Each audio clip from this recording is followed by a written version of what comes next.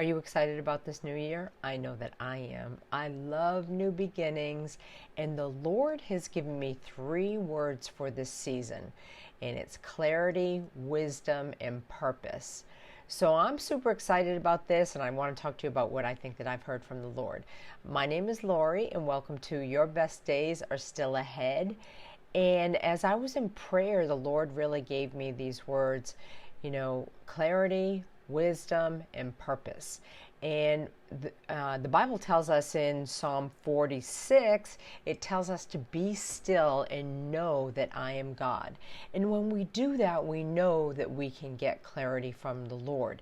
And that's might be one of the hardest things that I ever do, is to try and be still. But it's so important that we do that, to try and sit and listen to him, read his word and sit and listen to what he has to tell us.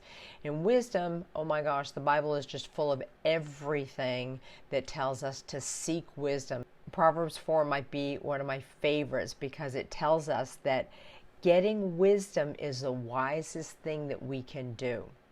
And so when we seek wisdom, wisdom follows. And in Deuteronomy 28, it tells us that if we fully obey the Lord your God and carefully keep all his commands that he's giving us, the Lord your God will set you high above the nations of the world. So we will experience all these blessings if we obey the Lord. And to me, that's going to put us right into what our purpose is supposed to be. I know that many of us fast and pray at the beginning of the year, and I'm doing that now. And it's so I can seek that clarity, wisdom, and purpose that the Lord has for me for 2026. It's a time of bringing us back into alignment. And so if you're sensing the Lord calling you back into alignment, back into purpose, or even back into discipline, you're not alone. I feel it too. I'm stepping into this year with expectation, and I invite you to seek the Lord with me. Because if you're still here, God still has an amazing plan for you. And maybe you don't know Jesus as your Savior. And what a great time to ask him to come into your life now, right here at the beginning of the year. The Bible says that if we confess with our mouth and believe in our heart that God raised Jesus from the dead, we will be saved. So if that's you, pray this with me today. Lord Jesus, I come to you today just as I am. I know that I have sinned and fallen short, and I need your forgiveness. I believe that you are the Son of God, that you died for my sins on the cross, and that you rose again.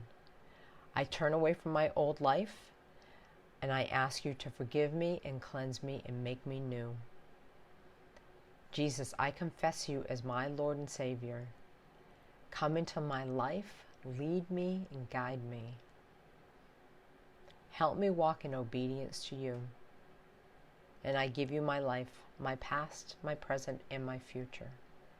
In Jesus' name I pray.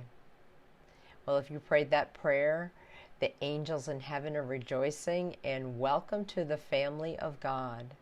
And I would just want to encourage you to get into your Bible daily. Read just a little bit, just so you can get yourself familiar with it.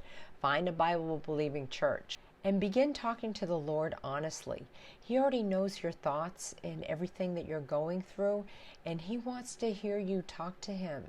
And he wants to comfort you and encourage you and bring you along on this new journey. And know this, Jesus loves you, I love you, and walk in expectation, because your best days are still ahead. I'll see you next time.